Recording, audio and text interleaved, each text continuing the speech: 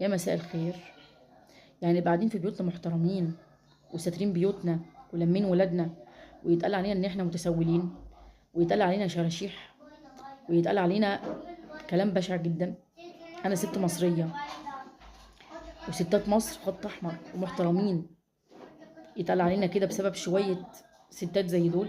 يعني انا لما افتح اليوتيوب والاقي واحدة قاعدة بتشرشح لاختها وبتقول كلام مش كويس في حقها، واختها ترد عليها من الناحية التانية، ويخش ناس في النص تطلع تتكلم وتعيد وتزيد في الفيديوهات، والاقي واحده بتشتم في ابوها، والاقي واحده طالعه بتتكلم عن امها، والاقي واحد بيتكلم على اخته ويقول كلام مش كويس وفضايح للركب، والاقي ناس بتتسول على البرنامج الزفت اللي اسمه التيك توك، والتسول الالكتروني اللي زاد، والاقي ناس بتلطخ وشها لا مؤاخذه كاكا، وناس بتحط حاجات على نفسها في اللايفات. تسول تسول. انا ذنبي كمواطنه مصريه وكست مصريه يتقال عليا كده ليه؟ ليه انا كست مصريه في الدول العربيه والدول المجاوره يعني بيحصل فيهم اكتر من كده؟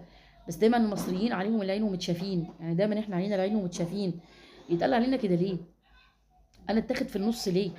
احنا كستات يتقال علينا ليه كده؟ مفيش محامي محترم يطلع يرفع قضيه على الناس دي؟ مفيش حد محترم يطلع يرفع قضيه على التيك توك ده يخليه يتقفل من مصر اصلا، ونخلص بقى من الفضايح دي؟ يعني مفيش حد محترم يبلغ الضرايب عن الناس اللي بتكسب فلوس وهي قاعده من الهوا كده، والرجاله اللي سابت اشغالها وحالها وقاعده جنب نسوانها مبلطه وبتعمل فيديوهات وبتكسب فلوس من الهوا؟ مش عارفين ان فلوسكم دي حرام؟ فحرام والله، فلوسكم حرام والله، فلوسكم حرام. ايه رايكم بقى؟ انا عارفه ان الفيديو ده محدش هيتفرج عليه لان انا فيديوهاتي محدش بيشوفها، يعني فيديو بتاعي بيجيب 10 مشاهدات.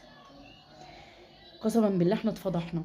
انا بخاطب اي حد عنده نخوه وشهامه، محامي محترم هيشوفني، اي حد مسؤول هيتفرج على غلبانه لله اللي قاعده قدامكم دي، ارجوكم اقفوا المهزله اللي احنا فيها.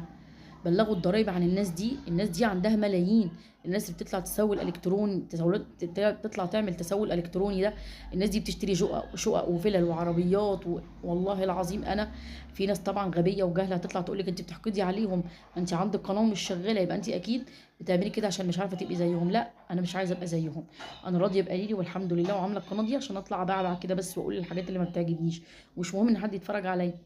خلاص، مش مهم اللي يتقال ايه، بس المهم ان انا بشوف الحاجه اللي ما بتعجبنيش وبطلع اتكلم فيها. انا دمي محروق خلاص. وبخاطب اي حد عنده ضمير وذمه، وقفوا المهزله اللي احنا فيها دي. المصريين بيتهزقوا، المصريين يتبهدلوا، احنا مش كده خلاص. المصريين جدعان ورجاله، وبيخافوا على بيوتهم وبيخافوا على ستاتهم، والستات المصريات بيحافظوا على اولادهم وبيستروا عيالهم وبيستروا بيوتهم. احنا مش بتوع فضايح ولا بتوع كشف